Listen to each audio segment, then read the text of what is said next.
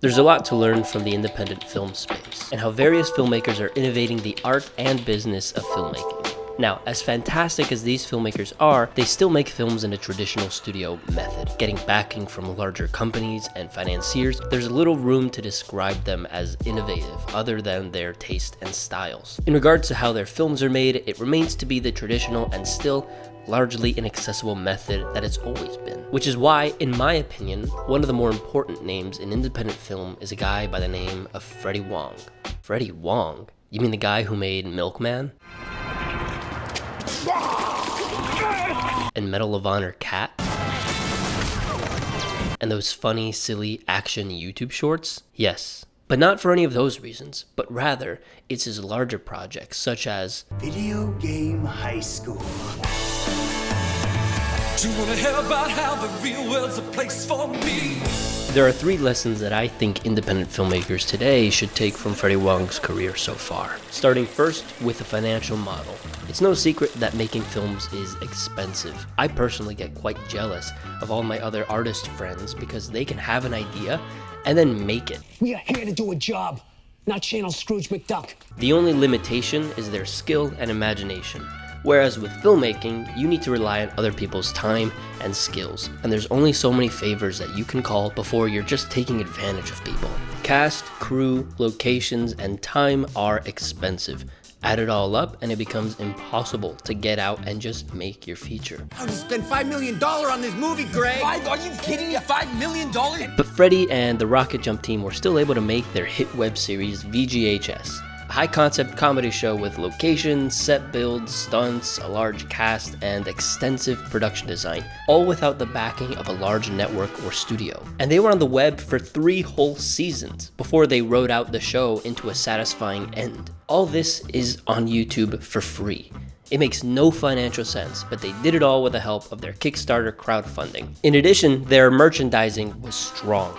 Hoodies and Letterman jackets branded with the show's design work gave the audience a chance to feel like VGHS alumni themselves. Mix in a myriad of other products to give the fans a chance to connect with the material and the world, and you can fund your show while also giving something back to your fans. Now, depending on your production budget and the size of your audience, this can either pay for your production entirely or a significant portion of it, or even, if your audience is sizable and the budget is low enough, turn a profit.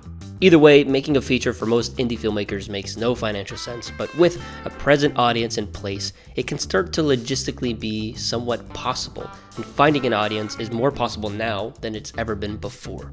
Well, it's only got like 400 views. Nice moves last night, lover boy. Brian, VGHS only has like 400 students. The point is, having an audience can give you ways to fund your films by working on something creative that supplements your main projects. And with Freddie and directing partner Matt Arnold's newest feature, their Dungeons & Dragons podcast funded the production. The next idea that I want to talk about is your target audience. Nowadays, YouTube filmmakers have the financial means to produce their feature films and shows independently, and some are doing just that. But their audience ends up just consisting of other filmmakers and not the target general audience that the film is for. Now, Rocket Jump, again, did something really special. Their show VGHS found its target demographic. Teenagers. I was 11 when the show first came out, and I loved it. At the time, I didn't have a clear interest in filmmaking, but because of the show, I kind of wanted to be a video game designer. Anyway, the point is that it reached the target audience it was intended for. The discussions around the show wasn't, "I love these shots," or "Wow, this is really well edited." Instead, the response was, "Key's my favorite character," or "The Law's breakdown in season 2 is the funniest part of the show." It got out there, beyond the echoey bubble of the filmmaking community, and to a general audience who could receive it how any film or show is meant to be received, for the story and the material, not the method of making the show. It goes to show that when you make your films and distribute them independently, you can still find the target audience. And the content that Freddie made on his Freddiew channel was geared to that specific audience, so it was only a natural integration to feed that audience a show like VGHS. And lastly, boom. It's all about the game. Gaming's all about the game, sir. being an artist is jumping between obscurity and finding an audience and back and forth. It's a really weird lifestyle.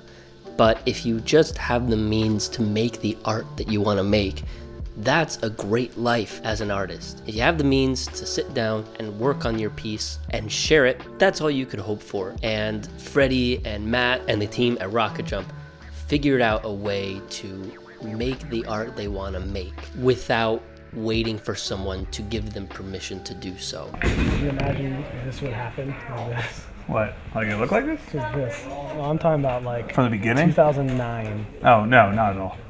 What were we thinking? This is out of control. for what the show is out of control. That is.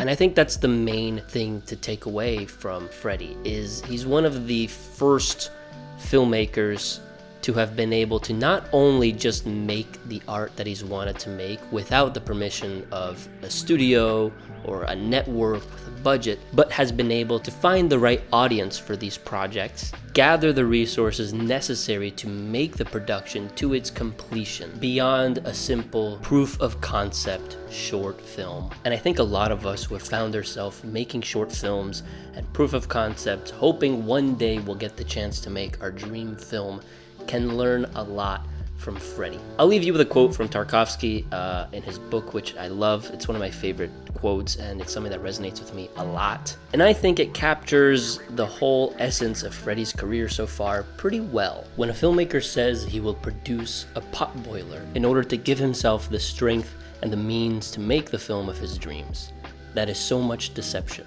or worse, self-deception. He will never now make his film.